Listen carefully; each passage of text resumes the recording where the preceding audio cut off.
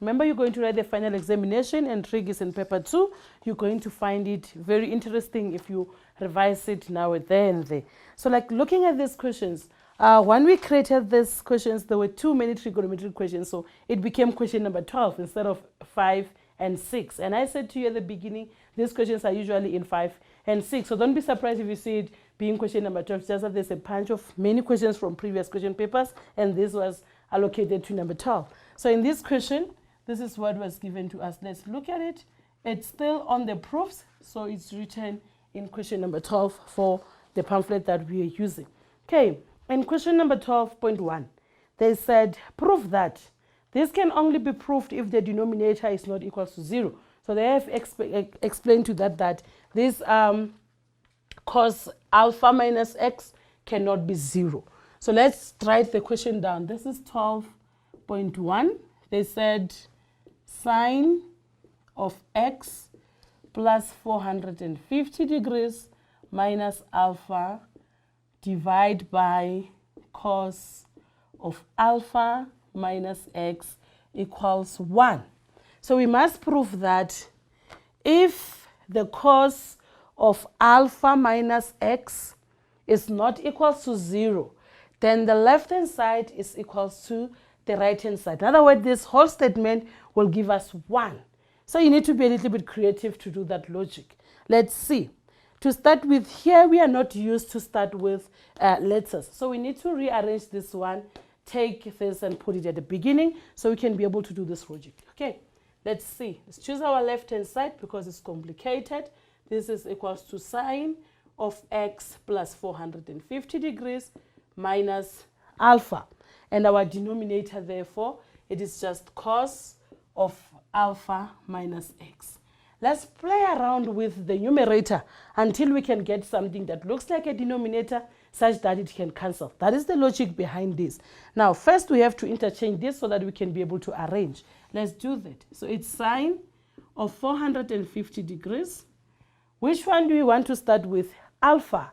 Why? So that we accommodate our denominator. So it's minus alpha plus x all divided by cos of alpha minus x. Folks, make sure that your divisions are written and are visible. You don't need a ruler for that. Just put a line to save time and then the marker can see what you are trying to say. Now let's write it in this manner. This is sine of 450. If we take out the common factor of a negative there, we will left with, so let's use a square bracket for this one.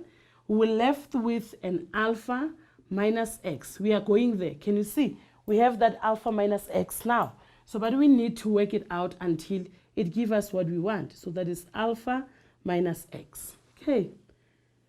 Continuing, 450, how do we get it? We need to say 360 plus something. Remember, we don't have an angle that is just 450. We must reduce it from something. So we are going to have sine of two numbers that when we add them together can give us 450. So that one will be 360 plus a 90. If I say 360 plus 90, I will definitely get there 450. But this 90 must have this angle alpha minus x on it. Okay. And we have to divide this by the cos of alpha minus x. Folks, if you look at this properly, you can say that because of plus, I can simply put a bracket there. That will make my angle 90 minus alpha minus x in that particular bracket. So if this was theta, we'll say 90 minus theta. But now we have alpha and minus x as our theta. So you substitute that in that manner. So 360 plus is on the first quadrant for which all ratios are positive. So even sine is going to be positive. Therefore, we're going to write it as sine of 90 minus alpha minus x. And we divide that by cos of alpha minus x. Remember I said sine is the wife while cosine is the husband.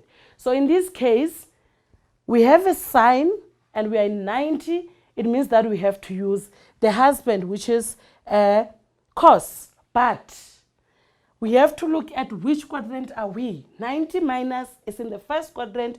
All ratios are positive. So it means this is going to be positive cos, not sine anymore, because if it's a wife, sine, and then we put a husband cos just because of a 90. There's 90, you always interchange the cos and the sine. So this is going to be cos of alpha minus x, which we divided by the cos of alpha minus x. Voila, we are in the same thing now. Then we can cancel them. These two will give us what? A 1, which is our right hand side. It just need a logic for you to go through that correctly. If you practice more, you will actually get it right. Okay. We have one question that we need to continue with. It's in 12.2. This one is not the proving, but it's a general solution. Now, in general solution, this one, they strictly told you that this is a general solution. Normally, they don't tell you. They'll just say solve for theta, solve for x, and so on and so on. You need to be able to figure out how to solve for that. So this one, it is 12.2, and then we are doing the general form. They say determine the general solution of, and they give us cos 2x equals 1 minus 3 cos x. Folks, they're all cos. There's cos x there, but there's cos 2x. So it means we have to change the cos 2x and make it something that has to do with x, because 2x is not the same as x. That need you to go to your formula sheet and then find out what cos 2x in terms of cos can be. And that will be 1, it will be 2 cos. So in my, it's going to be 2 cos squared x equals 1 minus 3 cos x. So now you have cos throughout. You can be able to put them in the same side. There's a square, so it's quadratic. You can be able to factorize. So let's put them all in the left, and then we can be able to factorize. Okay, this will be my plus 3 cos x minus 1 equals 0. And if we can factorize, remember, we need to factorize such that we can be able to get, okay, this is cos squared x minus 1 equals 1. Okay, so the minus 1 there would go that side, makes this one a minus 2. If you factorize them, we'll get 2 cos x, and there we'll have a cos x. If we multiply the 2 with the 2, we'll get to what we're looking for, which is 4. Subtracting it from 1, we'll get the 3, but we need to put the signs in between. So that is cos x is equals to a half, or cos x is equals to a minus 2. This one is not a solution because we cannot get an angle with a negative in terms of cos. So we're going to focus on this one. For general solution, we're going to say x equals to arc cos, which will give you cos to the minus 1 of 1 over 2 in your calculator, and this will be 60. Now 60 became your reference angle. Now if that's the reference angle, you're going to say x is equals to 60 degrees plus. We are talking about cos, so it's going to be 360 degrees k, where k is an element of integers. Now k can be any number that is integers from negative to positive numbers, including the 0. You go on and put 1 and put 1 and put 1. And some textbook will go on and say, because we said this is in the first quadrant, you can go in the fourth quadrant and also use 360 minus, for which is actually covered here. But if you write it, no one can penalize you. So it will give you 300 plus 360 degrees k, where k is an element of integers, because 360 minus 60 will actually give you a 300. So practically this is how you do the general solution if there's no boundaries given to you. Sometimes they'll give you a boundary, so you must deal with the boundary and get all those ones that they're telling you. Matrix, this is very simple questions that you just have to practice more and more and more until you get it right. Okay, thank you. Okay, Matrix, we're still doing that question 12 that we're talking about, but usually in your question paper is going to be question 6. So that question that we just did now for general solution is 7 marks. Can you see 7 marks? It was very free for you to get it. Now let's go to this 12.13. In question 12.13, this is what we are going to get. Let's see, 12.3. which is 12.3.1. They said prove that, so we are doing too much of proof here.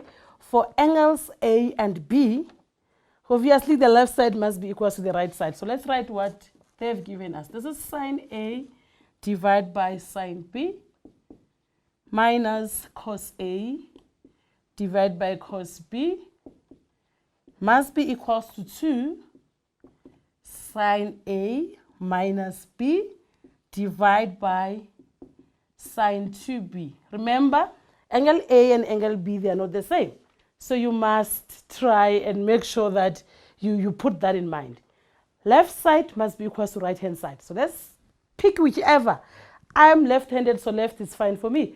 I'll pick the left one because it's complicated. You can pick the right one, it's fine. So let's start with the left side. So my left-hand side is equals to sine A divided by sine B. Remember, guys, to recopy the statement so that when you make mistakes, we can be able to follow them.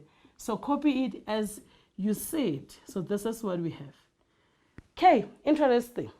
We have to look at the denominator first.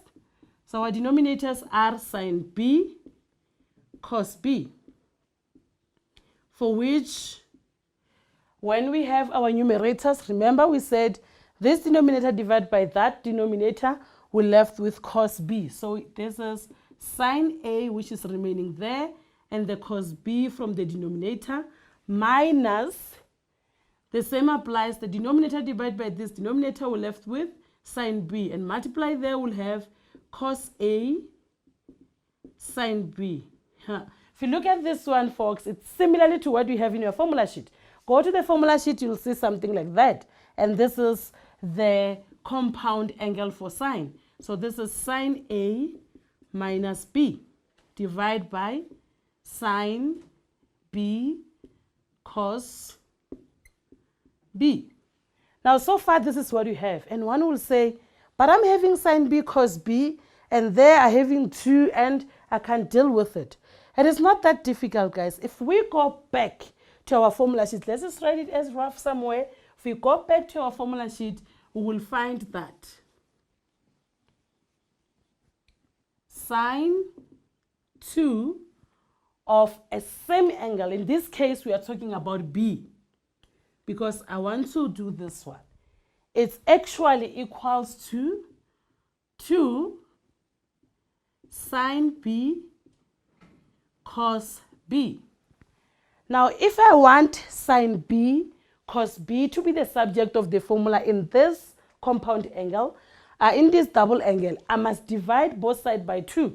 So if I divide this side by 2 and that side by 2, there 2 will cancel and I'm left with sine B cos B, which is what I'm having there by the denominator. But this can be equals to 1 over 2 sine 2B. So it means instead of writing sine B cos B, I am going to write half sine 2B. So that's what we are going to do there. This is sine A minus B divided by half sine 2B. Now, if we are having half sine 2B, we already have our 2B, that's what we want. We are left with the 2. This is division. If we flip and times, the 2 is actually going to go up. So if that's the case, then it means that we'll have 2 sine A minus B divided by sine 2B. Voila, that is equals to our right hand side. And you are done answering your question. As simple as that. What you need to do is to focus on what you know and how can you relate it with what is given to you. And that's how we prove the left-hand side and the right-hand side information. Okay, folks. If we go to the second question, it is 12.13.2.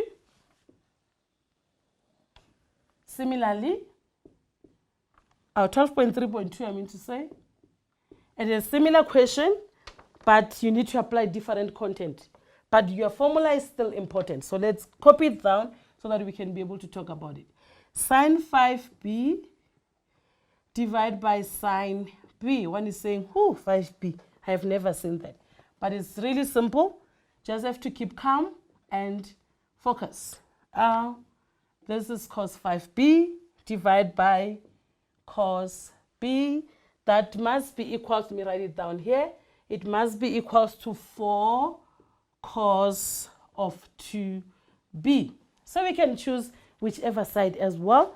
The left side is more complicated because it has 5 and so on. So I'm going to choose that because I see it's the one complicated. My left-hand side, it's equals to sine 5b divided by sine b minus cos 5b divided by cos b. If you look at it, we are doing similarly to what we just have done now. Doing this, we're going to find our lowest common denominators first. It's going to be sine b cos b. There we will have cos b multiplied by sine 5b minus sine b multiplied by cos 5b. Still, if we look at this, it's the reverse of the compound angle of sine. So we need to take it back. How do we take it back? We just say this is sine of 5b minus b. Divide all this by sine b cos b.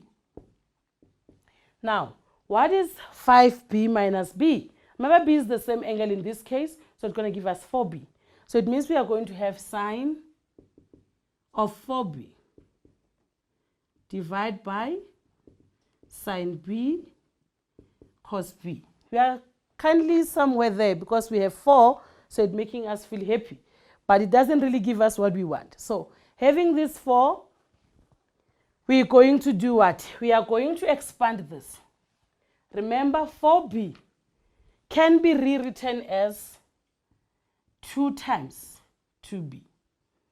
So we are going to rewrite that like that, as 2 times 2b. If we rewrite this as 2 times 2b, it means we are having a double angle of sine with 2b, not b. So we are going to write it just below. So this is the same as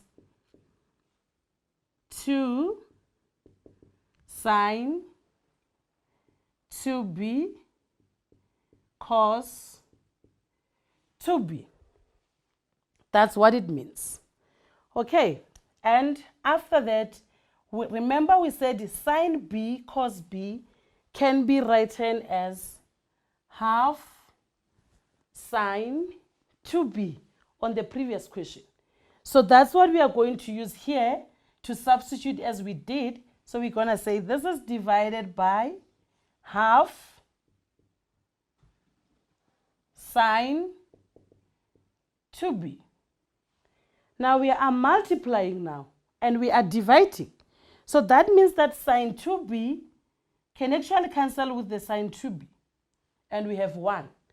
Now we have 2 divided by half. If we flip and times, that will give us a 4.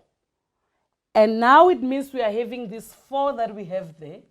Multiply that 4 with the cos 2b, and that will give us our solution.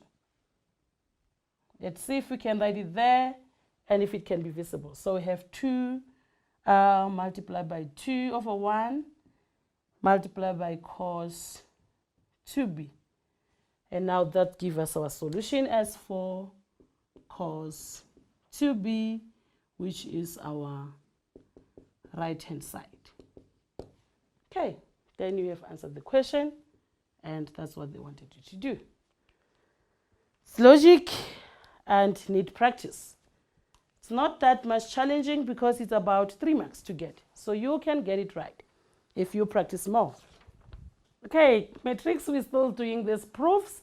I said to you, you must make sure that you practice a lot and then you'll get it through. It's just logic. So now there's another question that was extracted from another question 8. But this question, it is still on what we guys are doing, the proving and the general solutions and those kind of things. So let's start with it. This question was taken as 8.2 because the other part we have done them, so I didn't feel of repeating the same things afterwards. So in 8.2 we're saying, given an expression, consider this expression. 1 minus cos 2x minus sine x divided by sine 2x minus cos x. And after given that expression, we must prove something on it. This is the expression minus sine x divided by sine 2x minus cos x. Now, in 8.2.1, we were told that we need to prove that this expression will be equals to tan x. So we need to prove that our left-hand side equals the right-hand side. Again, you take the complicated side and complicate it and make sure that it gives you what you're supposed to get in another side. So in this case, our complicated side is our left-hand side. So left-hand side will be equals to 1 minus cos 2x minus sine x all divided by sine 2x minus cos x. So you need to change things such that they will give you what you are looking for. Look at it.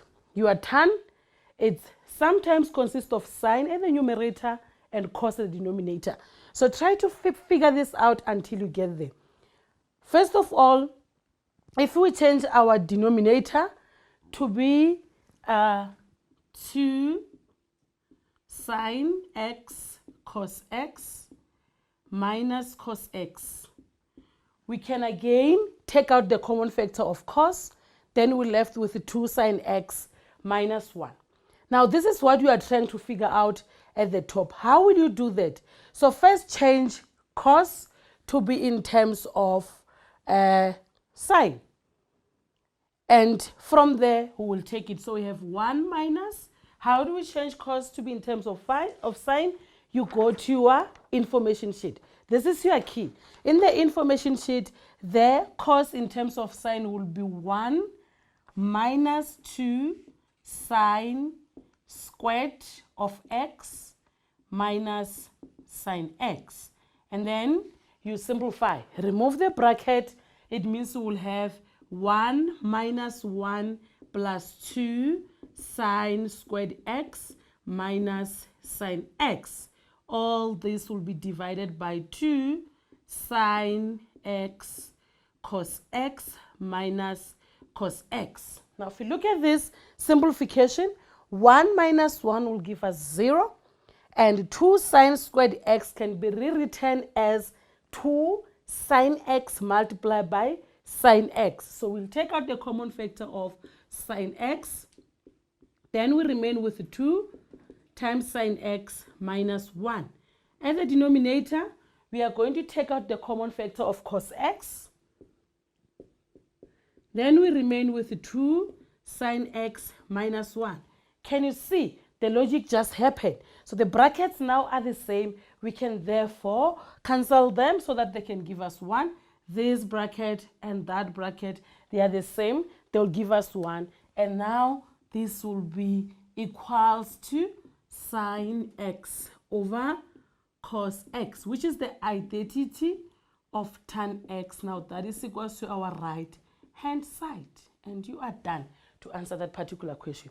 So can you see how you can go about that question and you will get it right as it is? Go on and revise, practice, practice, practice. You'll get it right. 8.2.2. They're saying the above expression is undefined if sine 2x minus cos x equals 0. Solve the equation through the interval where x is greater or equals to 0 or less or equals to 30. So your solution must lie between that. So let's do it. 8.2.2. We are told that it's undefined. So undefined is when the denominator is equals to 0. That is where undefined is. We must solve for x. Now, look at this. We have sine and cos. We just said these two are somehow married. So we can put them in that statement. So let's put sine 2x equals cos x and decide whichever you want to change it to 90 minus. Folks, we must use the angle of 90 minus because it's in the first quadrant and all ratios are positive in the first quadrant. So I will decide to change the cos. For some reason, this will be sine of 90 minus x, and that is still sine of 2x. Now, the moment we have the same ratios, we drop them and we focus on the angles. So the ratios are not important anymore. What is important is our angle. So 2x, it's going to be 90 minus x, meaning that 3x is equals to 90. Now this is our reference angle. Remember, we are looking for them in the boundaries. What is the boundaries? We are looking for them in the boundaries of sorry. We are looking for them in the boundaries of x being greater equals to 0 degrees, less equals to 360 degrees. So this is where our answers, our solution must fall within. Can be 0, can be 360. So how do we do that? We're going to use it as if we were doing general solution. We're going to say 3x is equals to 90 degrees.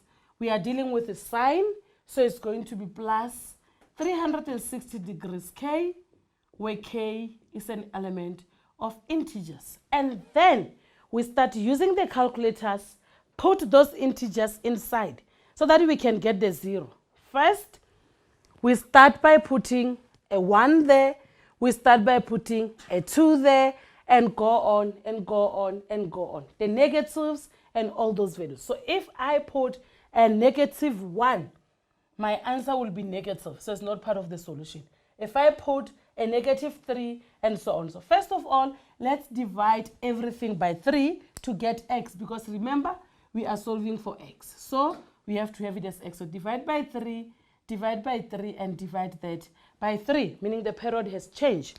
So if we say 3x divided by 3, we remain with x, and 90 divided by 3, it's going to give us a 30, and 360 divided by 3, it's going to give us 120. So that is our new period, where k is an element of integers.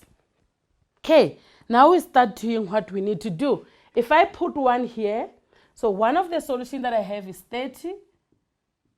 Okay, if I put 1 at k, then my solution will be 120 plus 30, which is 150.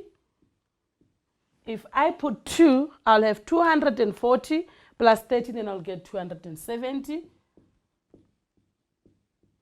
If I put 3, I will have 360 plus 30, which is more than the boundary. So now my solutions, therefore, is going to be 30, 150, 270.